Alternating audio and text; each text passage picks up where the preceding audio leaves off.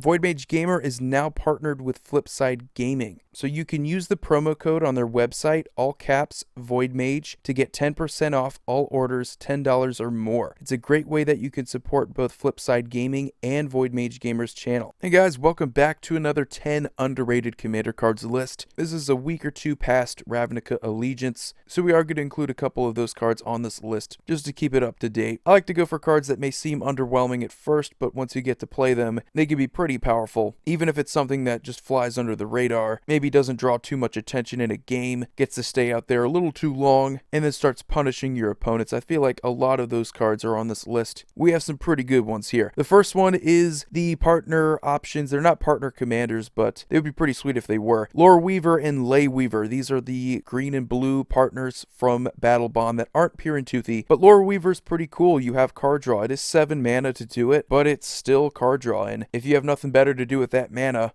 why not just draw 2 cards? Cool thing here though is that you also have Ley Weaver, so they can search up the other one, which is an underrated thing about the partners from Battle Bond, was that they kind of filled your hand up with the other one, so you get to keep a decent hand size. You play Ley Weaver, which is basically a better Arbor Elf, untaps 2 lands, which kind of justifies having Lore Weaver at 7 to activate that ability, because you could effectively just untap a Temple of the False God, a Simic Growth Chamber. You know, you'd have a lot of those lands that tap for 2 mana. It would make it so much easier to play your other spells as well. But these two are my favorites if I had to say non-legendary partner options, and Simic colors are pretty powerful colors in the format, so you have a lot of cool things with control. If you have a land theme, I can't see these being a bad inclusion into decks like Tatiova. The next card we have here is Eye of Doom. Now I'm not going to lie to you, I've never seen this card before, and it was only from Commander 2013. It enters the battlefield, each player chooses a non-land permanent and puts a Doom counter on it. It has the activated ability of just 2 generic. You could tap it to sacrifice it and destroy each permanent with a Doom counter on it. So this is just a crazy card, because one of the cool things about Commander is the politics and the arch enemy style of the game that it can eventually develop into. Eye of Doom is pretty sweet because if there are 2 other players at the table who are struggling like you get 2 more targets. You get 2 more things to put Doom counters on. If one player is way out in front of everybody else, they have a ton of advantage. Eye of Doom could be a way to deal with at least 3 of their non-land permanents. I doubt that they're going to choose one of their own, but hopefully they don't choose one of yours. But yeah, it is one of those cards where that is the only situation where you're probably going to see a lot of use out of it, so you kind of have to be behind in order to use it effectively. But then again, a lot of those cards are pretty good in Commander. I mean, that's what you use board wipes for. You're probably not going to be out ahead if you're using a board wipe. We still play those all the time. So I think Eye of Doom is worth considering. It's a decent card. It's a way to make the game a little bit more interesting. Then we have Deadwood Treefolk. Immediate comparison is Greed Warden of Marasa. While it isn't going to be an Eternal Witness and just bring any card back from your graveyard to your hand, it does just bring back creatures. It has Vanishing 3, so give it some time, it'll eventually go away and trigger again. Cool thing though is that unlike Greed Warden of Marasa, it doesn't have to die in order to trigger, so it just has to leave play. So for the same cost, you basically have a similar effect here. It's just for creatures though, so if you are playing a Creatures Matter deck, you can't really play non-creature spells, maybe something like Nikia or Rurik Thar. You want to go with more of a creature-based deck. Deadwood Treefolk is a pretty good way to replenish your hand. Then we have Time of Need. Sometimes I just come across cards that I don't see all the time, and they turn out to be really good. Time of Need is one of those cards. It can search for any legendary creature, put it into your hand for just 2 mana and green. If you like Captain Sese, if you just like tutors in general, if you have a legendary creature themed deck, or even if you just have a really good legendary creature like Vorinclex, why not search up a dominating creature, put it directly into your hand? So if you just wanted a demonic tutor for a legendary creature, this is basically demonic tutor for a legendary creature. It's not as good as something like Worldly Tutor that can search for any creature, put it on the top of your library at instant speed, but it is just going to put it right into your hand. So if you want to do something the same turn, there you go, you have it. And then we have Abolish. This is one of those cards where you could say it's a free way to get rid of an artifact or enchantment, because all you have to do is just discard a planes to do that. I mean, I've mentioned in my underrated cards list before that any way to get a spell for free is usually better than the alternative. Discarding a planes, we have things like land tax that can fill our hand with nothing but lands. I think Abolish is pretty sweet when you can just naturalize for free or disenchant. You can appear to be tapped out, which in white, that usually means you don't have anything coming. You can have the element of surprise if you throw in an Abolish into your deck. Pretty sweet card. And then we have Choice of Damnations. This is a card I just don't see all the time in Commander. It's also one of the most fun cards to witness, because whichever opponent you decide to choose, they have to decide between losing a whole bunch of life or sacrificing a ton of permanents. And usually they're going to go for losing a bunch of life, because if they go for like 3 or 4, they're going to have to sack everything except for those 3 or 4 permanents, which they're probably not going to want to do. That's going to effectively take you out of the game if you go for that few permanents. It's a brilliant card if you just want to straight up force your opponents into making a difficult decision. Choice of Damnations is a fun card. Flash it back with something like a Snapcaster Mage, get multiple uses out of it. It's just brilliant. The later in the game this goes, the better it is. Your opponents get under 10 life, they pretty much just lose the game with this. And then we have Theater of Horrors. This is the new card from Ravnica Allegiance in Rakdos, one that has been getting so much hate. I've heard people compare it to Outpost Siege, which I can understand why. I mean, it pretty much is Outpost Siege. However, you do get to keep the cards exiled underneath it. You can cast them. Later in the game, you just have to deal damage in order to do it that turn. And some people have compared it to Phyrexian Arena just because you have a 3-mana enchantment that's going to get you more cards. You're going to see more cards in the game. And I guess to that effect, it could be considered a Phyrexian Arena-like card. But you still have to deal damage. You still have to reveal those cards. People are going to see what you have exiled with Theater of Horrors. I still think it's really good, though. I think if you're going to compare it to 2 cards like Outpost Siege and Phyrexian Arena, it has to be worth considering for Rakdos decks. Even if you do have to deal damage, I mean, you're in the perfect colors to do that. You could just ignore the 4-mana activated ability to deal damage, but in Commander, you could have a ton of mana at your disposal. So I probably wouldn't. I mean, if you really need to cast something like a removal spell, you have a way to meet that condition with the enchantment itself. So I still think it's a pretty good card and definitely worth considering for many decks. And then we have Frost Titan. This is a card that is probably the most disrespected out of all of the Titans, which I can understand at first. I mean, we have Grave Titan, Sun Titan. These two are usually the most powerful in Commander. Grave Titan is in love with those zombie decks, or just any deck where you can sacrifice creatures, get some sort of Grave Pact value. And Sun Titan has combo capabilities, really brutal with something like Safi Eric's Daughter. And Primeval Titan's not legal in the format, so he's usually out of the discussion before it even begins. But Inferno Titan is just straight up damage divided. Frost Titan is a little bit more interesting in my opinion. You do have the obvious Frost Links comparison. You have that ability on ETB, as well as attack like the other Titans have their attack triggers. Tapping a permanent down and it doesn't untap during their opponent's next untap step is really brutal, especially if you can abuse that ETB, abuse that attack trigger. Slowing your opponents down is insanely underrated in Commander, and usually these Frost Links abilities are underrated. They're super powerful and limited. I mean, people love them in limited. They use them all the time there. Like a lot of cards I mentioned before on this list, if you are playing Archenemy, if someone has a huge lead over everyone else, a Frost Titan is a good way to slow them down,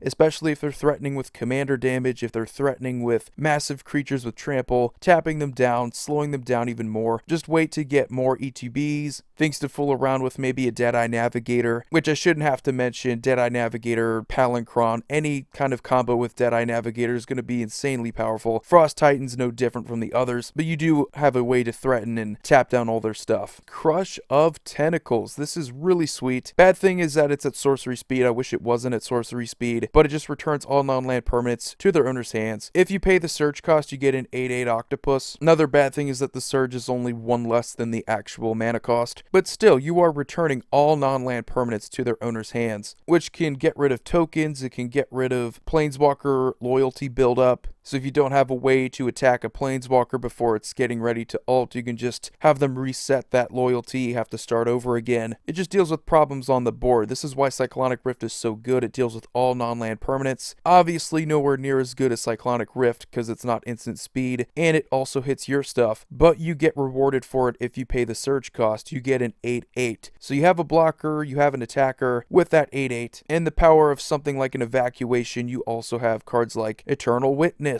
or Green Warden of Marasa. You can get it back, replay it again, bounce your Eternal Witness back to your hand, get Crush of Tentacles over and over again. It's a decent loop that can give you an 8/8 when you need it, and also hit your opponent's stuff. It's a pretty sweet card. And then the last card we have is also from Ravnica Allegiance, Basilica Bellhaunt. This card is pretty cool. If you like Disinformation Campaign, I feel like this card's going to be right up your alley. because the deck that I wanted to put that in is the Aminatu, the Fate Shifter deck, where you're playing Esper Blink. You're just going to blink whatever permanents have decent ETBs. The theme that I'm going to try to experiment with is going to be discard. So fool around with discarding triggers or just good ETBs that force your opponents to discard. Basilica Bellhaunt fits right into the deck. It's exactly what you want. You want a good ETB creature that not only forces your opponents to discard, but it also gains you 3 life. So if you want to empty your opponent's hands, go for it. It's a good ETB creature for that. But once you do eventually get the Deadeye Navigator infinite combos going, you do have infinite life here too, so that's really sweet. And creature ETBs are a little bit more abusable than enchantment ETBs, so while I do love Disinformation Campaign, it does end up drawing you cards. That's pretty sweet. Basilica Bellhaunt I feel like is going to be a little bit more abusable and still get you some decent advantage over your opponents on an ETB. Really love this card. But anyway guys, that's going to do it for these 10 underrated commander cards.